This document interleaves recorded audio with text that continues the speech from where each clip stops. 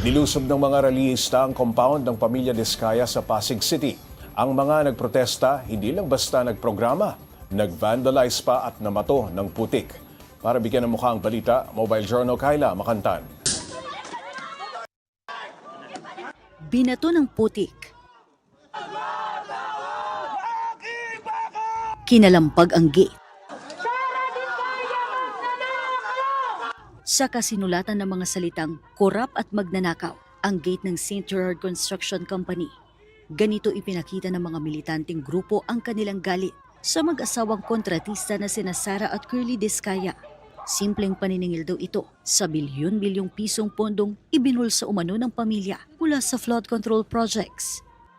Para ipakita kung gaano ho tayo kagalit sa mga magnanakaw na ito. Kurakot na kanabon! Ikulong! Ikulong! Matapos ang halos kalahating oras, dumating ang mga pulis. Payapa namang umalis ang mga rallyista. Ayon naman sa tagapagsalita ng mga Diskaya, nagdulot ng takot ang insidente sa buong pamilya. Nadadamay yung mga bata, natutroma na yung mga bata. Pakiusap ko lang po sa mga grupong progresibo, sana po yung maging mahinahon tayo. Ganun din po ang ating mga kasamahan sa media, sana po yung maging balanse po ang parati nating pagpapahayag. Pero tikom pa rin siya kung nasaan bang mag-asawa. Sa ngayon, aaralin pa raw nilang nangyaring protesta para malaman kung anong kaukulang reklamo ang kanilang isasampa. Ilang tauhan ng Pasig PNP ang nakabantay dito sa paligid ng compound.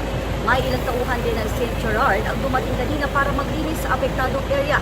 Pero hirap silang burahin ang mga vandalismo. Mobile Journal, Kayla Makantan, hatid ang mukha ng balita. Pag-usapan pa natin ang nangyaring protesta sa compound ng mga Diskaya kasama si Mobile Journal Kayla Makantan. Kayla, kamusta na ang sitwasyon dyan matapos ang literal na maruming protesta kanina?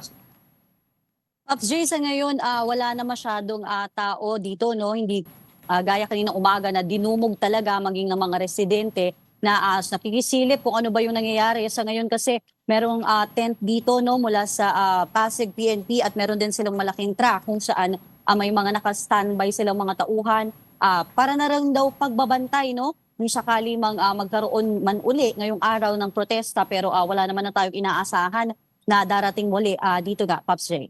Kayla, may permit ba ang mga nagprotesta? Bakit umabot sa puntong na matupa sila ng putik at nagsulat-sulat pa sa pader? Yes, Pops Jay, napag-alaman natin no, na walang permit itong nangyaring protesta kaninang umaga. Kayla?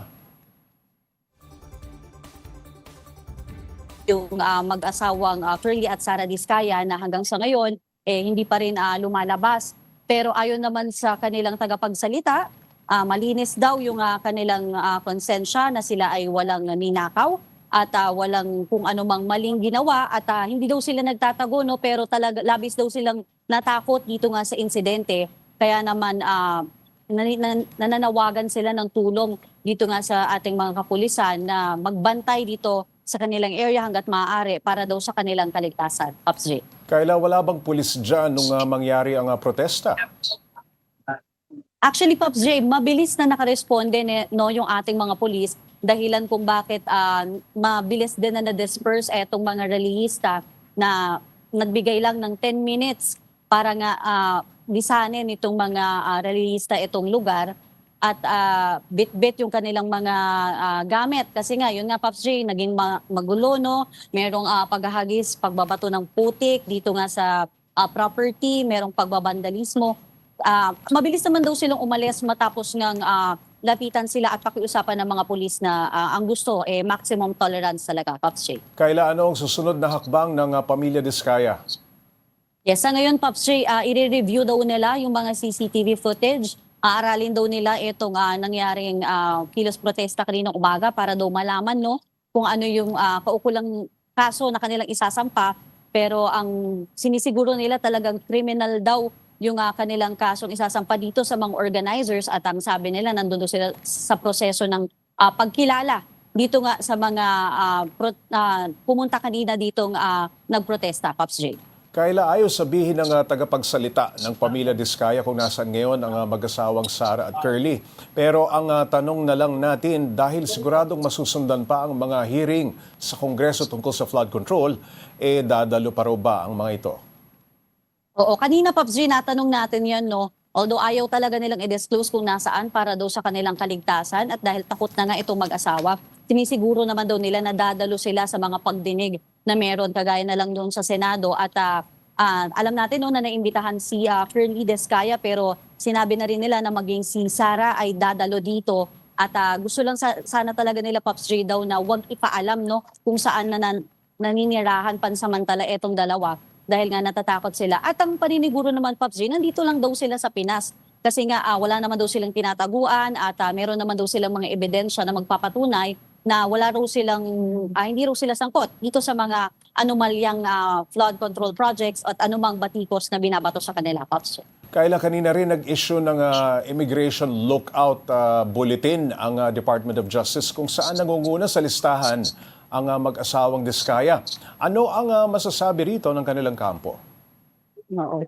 Ayon sa tagapagsalita, Pops J, no, although in-explain niya na iba naman ito doon nga sa full departure area, etong lookout bulletin hindi naman nire-restrict etong mga Diskaya na umalis dito sa Pilipinas. Kahit pa man daw ganon, wala naman daw silang balak talaga na umalis dito ng bansa o kung saan man na magtago kung ayun man daw yung iniisip ng marami. At handa naman daw talaga silang harapin, Pops J, eto nga mga ibinabato sa kanila at kung anong kaso man daw ang kanilang kakarapin, haharapin daw nila ito at ipapakita daw nila lahat ng patunay na meron sila. Pero hindi daw sila, yung kasi monitoring lang din naman itong lookout, no, Pops J, more on monitoring. So yun lang, no, pinaliwanag lang ng spokesperson. Pero wala naman daw silang balak talaga na umalis nga ng bansa, Pops J. Kayla, nasaan na ngayon yung binubusising luxury cars nila? Yes, kanina Pops J, lumabas si Attorney Samaniego, no, mga around 4 p.m. at isinabi niya sa amin na yung 12 na luxury cars na subject for search warrant noong una, nandito na kumpleto at napuntahan na raw ito ng BOC at duly accounted na daw yung buong 28. Yun naman yung ayon sa BOC, no, pero ayon sa kanya yung 12 na under doon nga sa search warrant, nandito, nakaparada ngayon sa loob ng kanilang residence, Pops J. Kayla, anong masasabi ng kanilang kampo dun sa pahayag ng Bureau of Customs na walang entry record sa kanila yung ilang luxury cars ng mga Diskaya? Yes, Pops J, nire-respeto daw no ng mga Diskaya kung ano man yung sinasabi ng BOC na na-commissioner na Pumaseno dahil alam daw nila na ginagawa lang yung kanilang trabaho. Pero mabuti daw dahil isinuko naman na nila itong kanilang mga luxury cars, no, magkaalaman na lang daw dahil mas gusto raw nilang paniwalaan yung dokumento kaysa sa chismis. Ito yung paulit-ulit na binabanggit ni Attorney Samaniego. Kaya magko-comply naman daw sila dito nga sa mga dokumento at doon na lang daw magbase. At yun nga rin yung panawagan nila doon sa mga nagprotesta na sana daw kung may gusto silang linawin dito sa mga Diskaya, idaan daw sa ganitong paraan bilang isang maayos na mamamayan at wag daw idaan sa violence kagaya nung nangyaring protesta kanina, Pops J. Maraming salamat, Mobile Journal Kayla Makantan.